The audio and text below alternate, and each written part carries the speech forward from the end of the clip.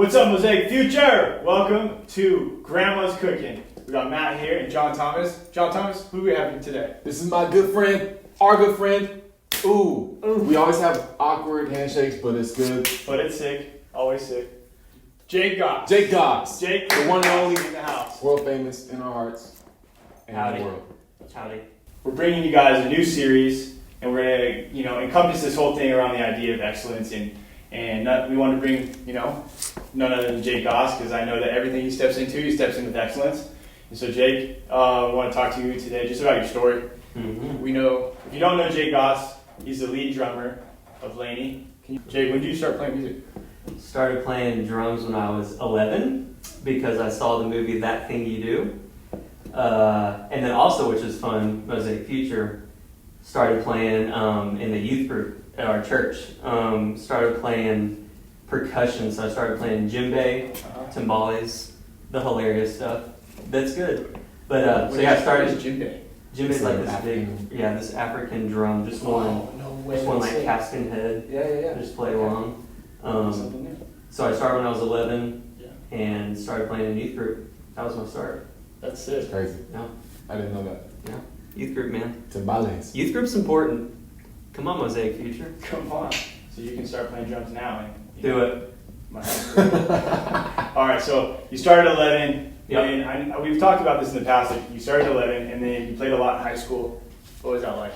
Playing It was awesome. Where you grew up? You grew up in Arkansas? Grew up in Arkansas. Go Hogs. I grew up playing with my best friends in a band called Very Special Guests.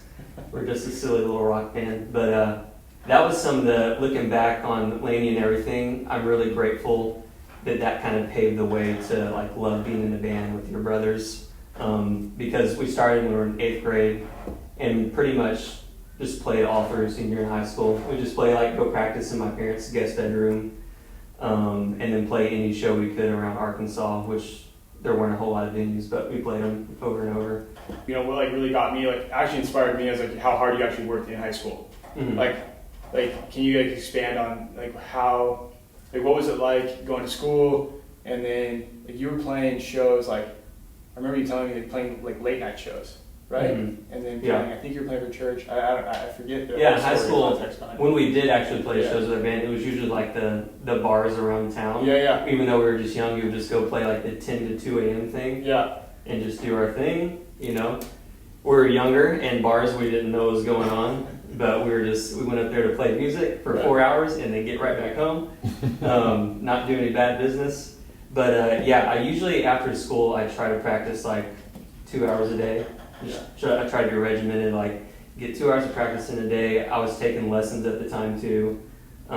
So I work on everything I need to prepare for my next week's lessons, and then kind of play along the records, and then probably after that have band practice. Uh-huh. So a lot of that was just a lot of practice before I went to Nashville when I went to college. Okay. Then you went from playing in high school to Nashville.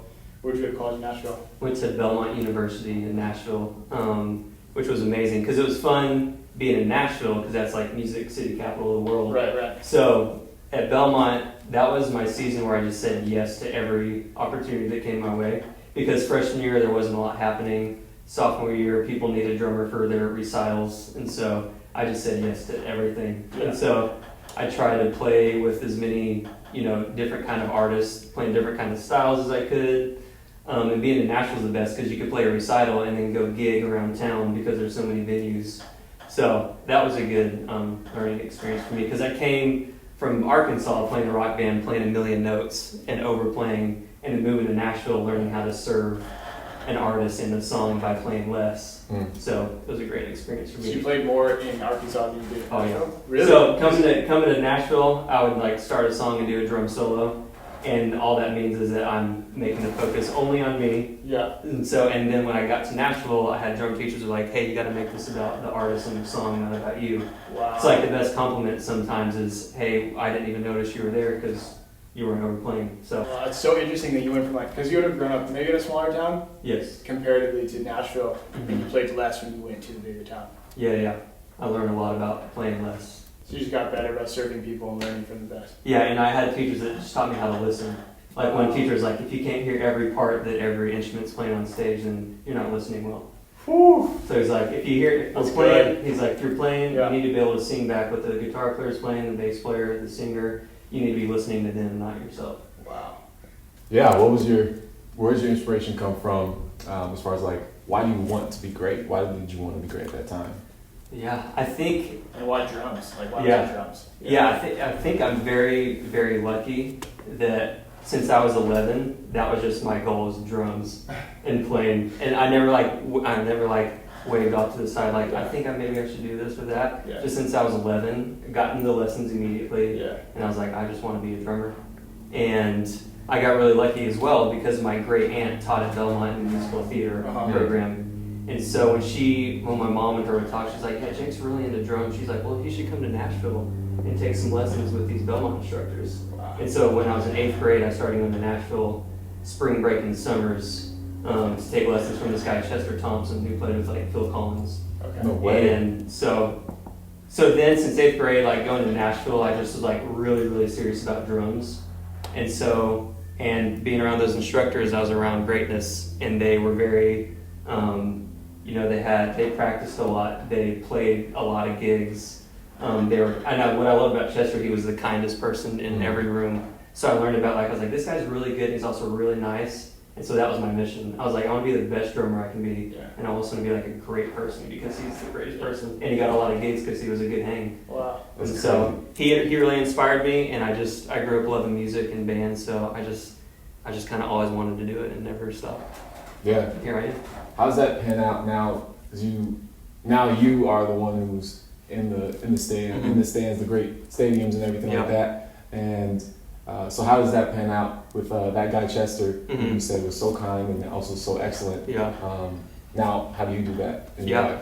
Well, I'm so grateful that God gave me the opportunity to move to LA, and I found Mosaic, found Mariah, my wife, and I just he gave us that as a band, and I was like, I'm just gonna every moment I can, I'm gonna honor him with that. And so that comes with we have a team of people that tour with us and that we hang with, and so I knew my goal was to treat them with kindness, learn about their lives, be their friend, be there for them, especially the band guys, Paul and Les, just be there for them outside of just being their drummer in the band. Yeah. So I just learned a lot about being there for your friends and your team and to push people to be their best. And so, when we got to do this for a living, I was like, I gotta honor God with what I have and be my best and be my kindest person that I could be. And because we get to be in a lot of rooms that I wouldn't necessarily be in, and so a lot of that is just with my faith, just being someone who loves people, loves hearing stories that are way outside of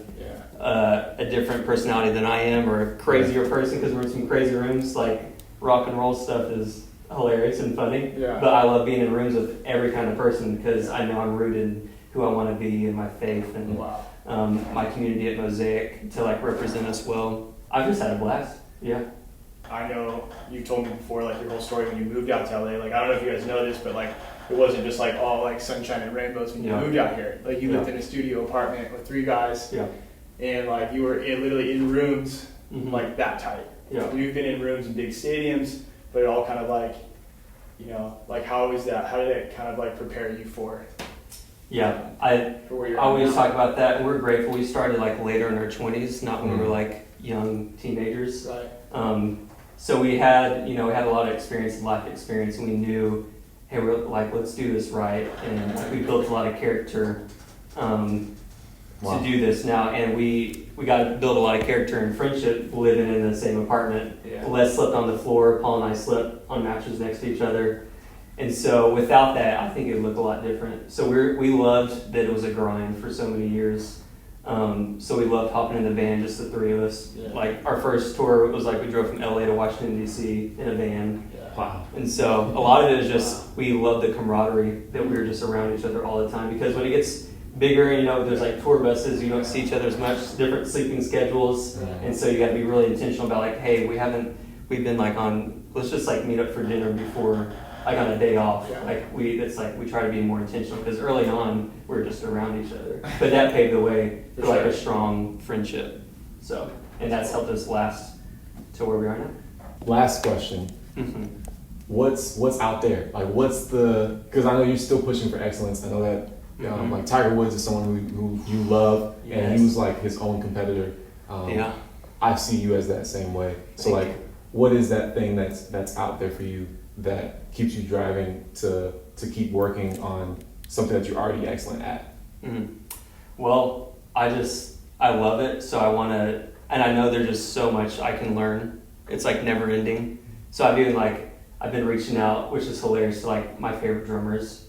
I'll like DM like, hey, are you giving drum lessons at the moment? I've only heard back from like one. If I'm going to take a lesson, I want to get lessons, I want to get better. There's like, if you know jazz, there's like a lot of brush work, and I'm going to take like brush lessons because I want to get better at brushes. Nice. So there's just like a never-ending amount of things I want to get better at. Making music, producing music. I'm not really great at that, so I want to get more into that. And just like with our Laney stuff, it's like Paulus and I just kind of put our heads together about vision we have and how far we want to take it. We want to follow in the footsteps of like bands like Coldplay. We want to play the Rose Bowl one day. Yeah. So we're just gonna work really hard and be really intentional about what we do and how we create stuff, and to try and get to that point. We're with you, man. Thank you so much. Thank you so much. Love you, bro. Love you. Love you, bro. Cool. Want to play something? Yeah, Totally. give us something. Send us out.